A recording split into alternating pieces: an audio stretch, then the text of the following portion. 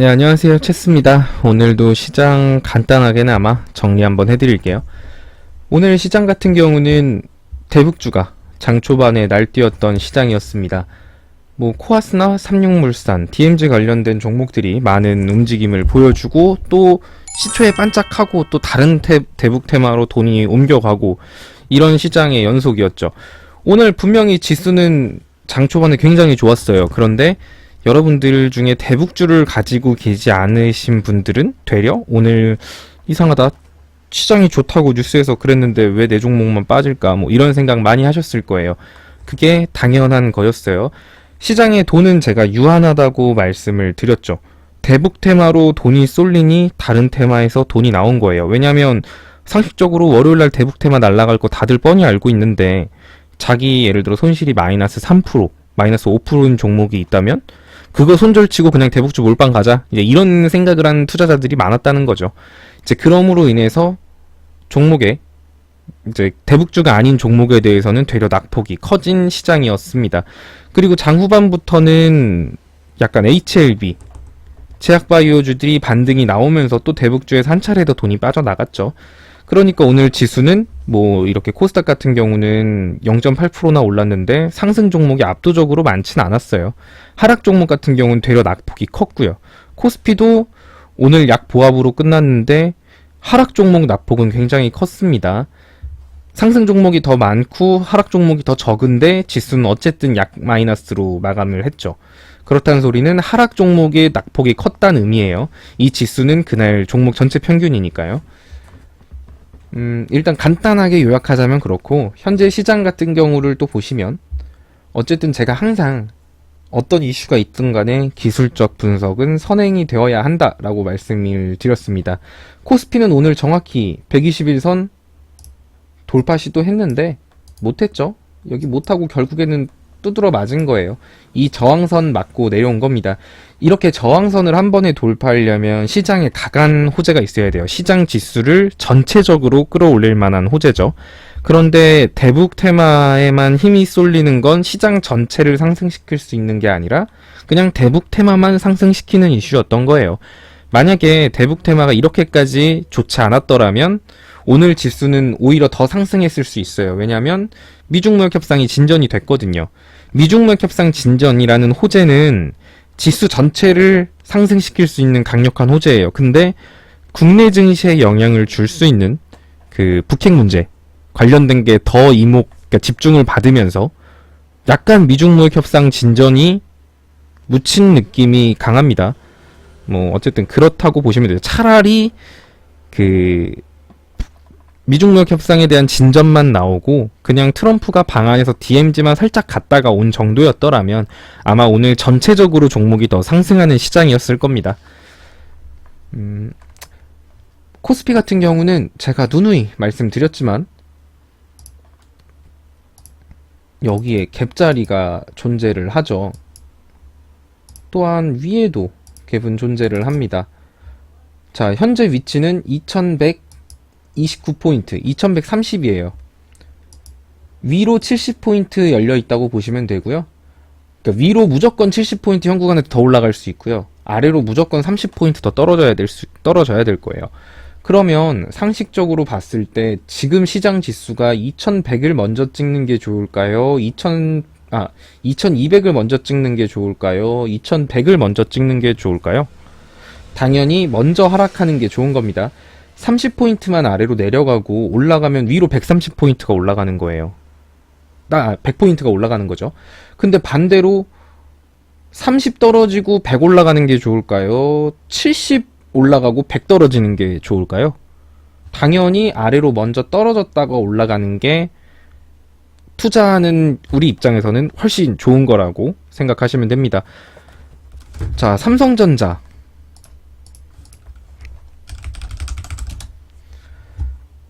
삼성전자도 똑같죠. 481선 저항선 돌파하려고 오늘 갭상승까지 나왔어요. 그런데 결국 돌파 못하고 두드러 맞은 겁니다. 그리고 오늘 한 번에 갭 메꾸고 끝났는데 삼성전자 같은 경우도 여기에 갭자리가 있죠. 45,000원, 44,500원 선, 여기에 갭자리가 존재를 하고 또한 SK하이닉스는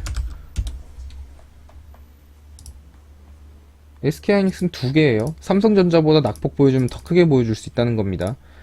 SK하이닉스도 두 개가 존재를 해요. 근데 아까 코스피도 하방에 갭이 있었죠. 그렇다는 소리는 삼성전자, SK하이닉스, 코스피 대표 우량주에도 갭이 있고 코스피에도 갭이 있고, 그러면 결국엔 하락할 가능성이 더 높아요.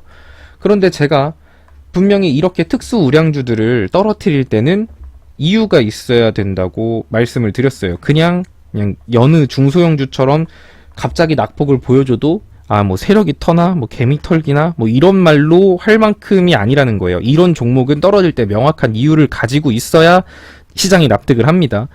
자, 그런 이슈가 또 나왔죠. 어제도 말씀드렸지만 일본에서 한국의 반도체 이제 부품이라든가 재료에 대한 거 수출하는 걸 뭐 이제 좀 더 까다롭게 한다, 금지한다 등등을. 그러니까 반도체 주가를 눌러줄 수 있을 만한 이유를 오늘 공개를 했어요. 사실 그게 코에 걸면 코걸이고 귀에 걸면 귀걸이라고 문제를 삼지 않으면 문제가 안 돼요. 근데 지금 문제를 삼고 있죠. 문제를 삼고 있다는 건 코스피 지수를 일단 한 번 더 내려줄 가능성이 높다는 겁니다. 코스피 지수를 내려줄 가능성은 높은데 코스닥 같은 경우는 최근 낙폭이 굉장히 심했죠. 자, 근데 오늘 갭까지 떴어요. 근데 갭이 떴는데 전날 장대 응봉이었기 때문에 갭이 떴어도 갭자리는 발생을 하지 않습니다. 오늘처럼 코스피는 떨어뜨려주고 코스닥은 올릴 가능성이 높다는 거예요. 그래서 제가 어제도 말씀드린 게 지금은 코스피보다는 코스닥 쪽에 투자해야 될 때입니다 라고 말씀을 드린 게 이런 이유 때문이에요.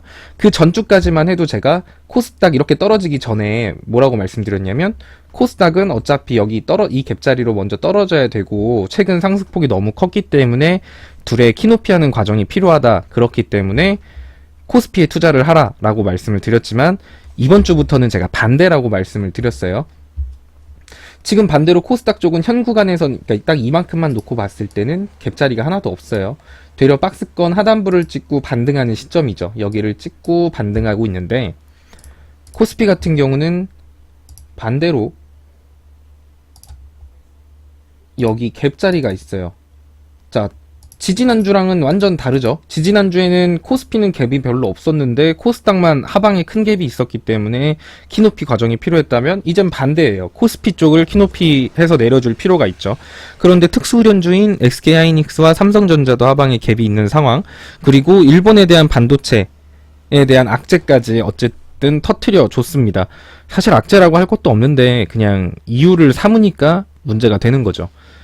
뭐 그런 게 현 시장 상황이라고 보시면 됩니다.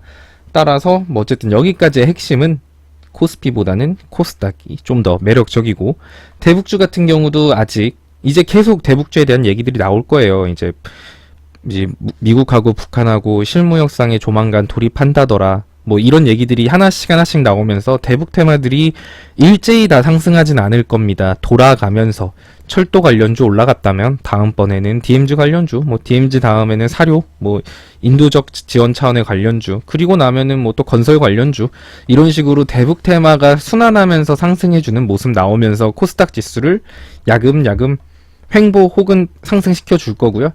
코스피는 뭐 반도체 악재, 뭐 이런 등에 대한 내용으로 지수를 이 갭자리까지 내려줄 가능성이 굉장히 높습니다.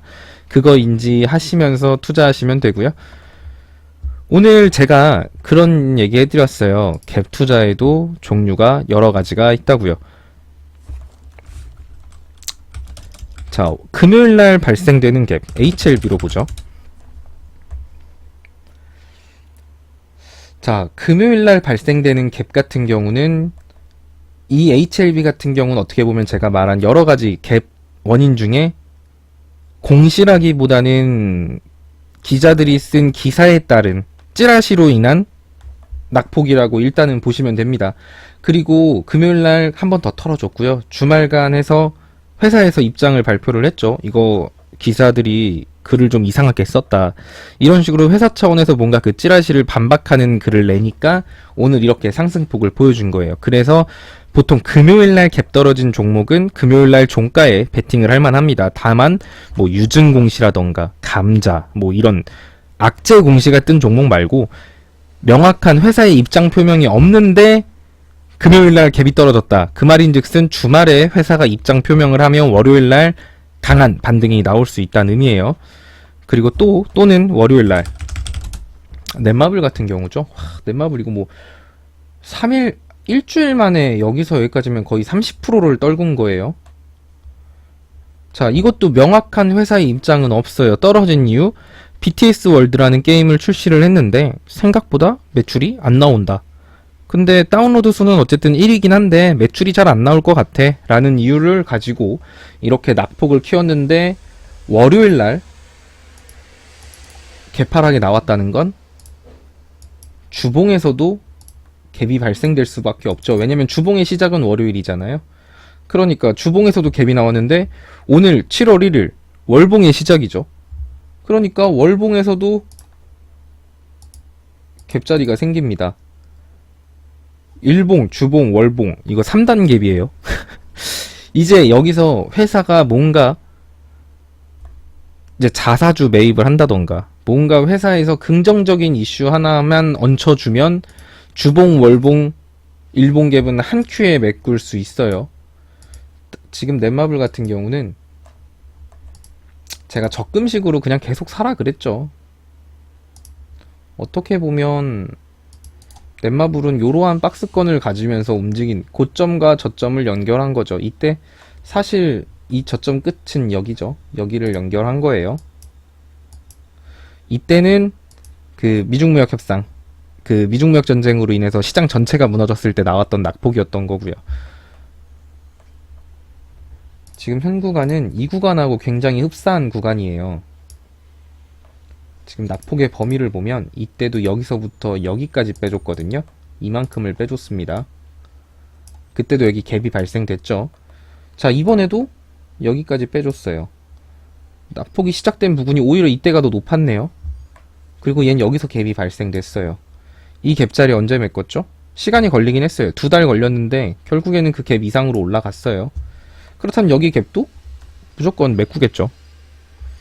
게다가 심지어 이때랑은 달리 주봉갭도 생기고 월봉갭도 생겼습니다.